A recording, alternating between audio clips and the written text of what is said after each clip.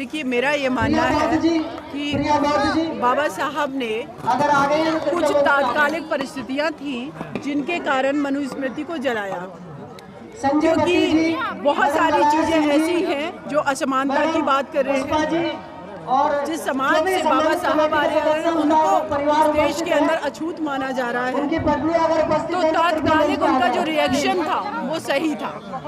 लेकिन आज मुझे ये लगता है कि आज जब इक्वलिटी की बात, उसके बाद बाबा साहब ने संविधान लिखा मनुस्मृति जलाने के बाद, तो आज बहुत ज़्यादा रिलेवेंसी नहीं रह गई है, क्योंकि हमारे बच्चों को हमें ये नहीं पढ़ाना है कि मनुस्मृति में क्या है, हमें मेरे बच्चों को ये पढ़ाना है अब कि संविधान में क्या है। क्योंकि जो निगेटिव ग्रंथ अगर है समाज के लिए, तो उसकी चर्चा बंद कर दी जाए वो ज़्यादा जरूरी है। इसीलिए मनुस्मृति की चर्चा हमें बंद कर देनी चाहिए। बाबा साहब ने सिंबॉलिक तौर पर जला करके और इस देश को एक ऐसा दस्तावेज दिया जो पूरी कम्युनिटी, इस देश के हर जाति, धर्म, वर्ग, जेंडर, हर किसी के समानता की बात कर रहा है।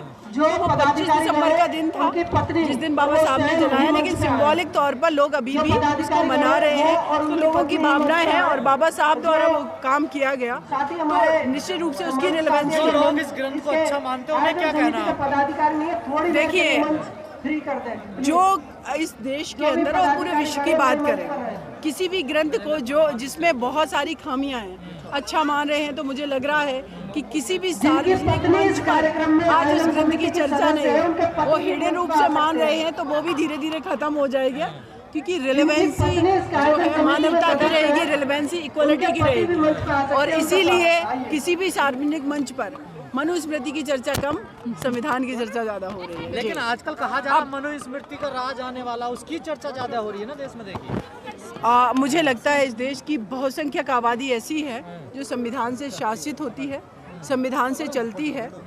तो राज कौन लाने वाला है?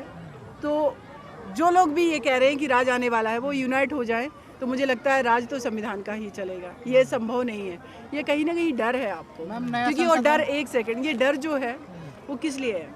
जब आप यूनाइट हैं, जब आपके प्रिंसिपल अच्छे हैं, जब संविधान में साफ साफ लिखा कि सभी बराबर हैं, डेमोक्रेसी को हमारे संविधान की मूल भावना है, भाईचारा संविधान की मूल भावना है, लोक कल्याणकारी राज्य के तहत इस देश के हर जाति, धर्म, वर्ग के नागरिकों को हम मेंटेन करेंगे, सरकार मेंटेन करेगी, चाहे उनकी फूड सिक्योरिटी हो, एजुकेशन सिक्योरिटी हो, या फिर उनकी चिकित्सा की व्यवस्थाएं हो, हर चीज़, तो हम उन पर हमें फोकस करना चाहिए, उनको इम्प्लीमेंट कराना चाहिए।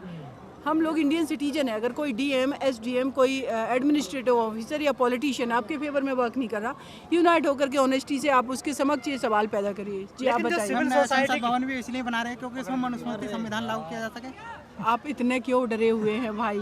कौन सा मनुस्मृति संविधान नहीं लागू किया? लिसन, देखिए, हमारे देश का डेवलपमेंट होना चाहिए, वो जरूरी है। अगर हमारे देश की पार्लियामेंट उस टाइम पीरियड में बनी जब हमारे देश की पॉपुलेशन भी कम थी, तो अगर कोई नया इंफ्रास्ट्रक्चर बन रहा है जो कि एक्सेप्ट किया जाना चाहिए, अगर वो ऐसा कोई करता है, तो हम सब लोग किस लिए हैं? हमें बोलने का अधिकार है, हमें आंदोलन करने का अधिकार है, हमें कोर्ट मिली हुई है, कोर्ट में हम अपने रिप्रेजेंटेशन की बात करने लगे हैं। दमखम से यूनिटी सबसे ज़्यादा ज़रूरी है। जो कर रहे हैं पार्लियामेंट में बैठे वो बहुत लिमिटेड लोग हैं। इस देश की पॉपुलेशन बहुत बड़ी है और बहुसंख्यक पॉपुलेशन है, बहुजन आबादी है। आपको डरने की आवश्यकता नहीं है। बाबा साहब बहुत स्ट्रॉन्ग संविधान लिख के गए हैं, उसके साथ छेड़छाड़ की जाने की कोशिश की गई। SC ST एक्ट में 2017-18 की बात, 18 में बदलाव कर दिया ना। उसके बाद क्या हुआ देखा आप लोगों ने? एक आंदोलन पे पार्लियामेंट में बदल गया। तो आप लोग समझिए अपनी ताकत को। उस आंदोलन में 1.5-2 लाख लोग निकले होंगे। जिस दिन 10 लाख लोग भी अगर दिल्ली की सड़कों पर आ गए तो भाई बेफिक्र रहिए, कोई कुछ नहीं कर पाएगा। हम लोगों के पास बाबा साहब द्वारा लिखा गया बहुत स्ट्रॉन्ग दस्तावेज है। लेकिन एमसीडी चुनाव में बीएसपी की स्थिति ठीक नहीं रही, क्या कहना? अब देखिए क्या है ना, सत्ता का परिवर्तन होता रहता है। हम पीक पर भी गए और अभी हम डाउनफॉल में भी हैं। भविष्य आने वाला जो है बीएसपी का है, क्योंकि हमारा मिशन स्ट्रांग है। नहीं, सभी की मैं बात कर रही हूँ। ये डाउनफॉल चलता रहता है, ये सत्ता का परिवर्तन है, होता रहता है। यूपी के निगम के इलेक्शन आने वाले हैं, उसमें हम लोग अच्छी सीट निकालेंगे, ऐसी संभावना है। आगे फिर मध्य प्रदेश का चुनाव है, राजस्थान का चुनाव है, तो ये पॉलिटिकल चीज़ें हैं, होती रहती हैं। जो कि आज अगर जो रूलिंग पार्टी है उनके पास एक टाइम में सिर्फ 2 सीट थी, आज वो मेजॉरिटी में है पिछले 7 साल से। तो इसको हम ऐसे कहेंगे कि हाँ, लेकिन अपने अंदर हमें ये कहाँ कमियां हैं कि हम क्यों नहीं आ रहे, इस पर विचार करना बहुत जरूरी है। सीमा में जैसे अभी आपने कहा कि संविधान स्ट्रांग है, उससे डरने की जरूरत नहीं है, लेकिन लोगों को डराया जाता है कि मनु विधान लागू होने वाला। तो सिंपल शब्दों में, क्योंकि लोग बहुजन समाज जो है वो ज़्यादा एजुकेटेड नहीं है, समझ नहीं पाता है, वो डर जाता है। तो आप उनको सिंपल शब्दों में, 4 शब्दों में क्या समझाना चाहेंगे?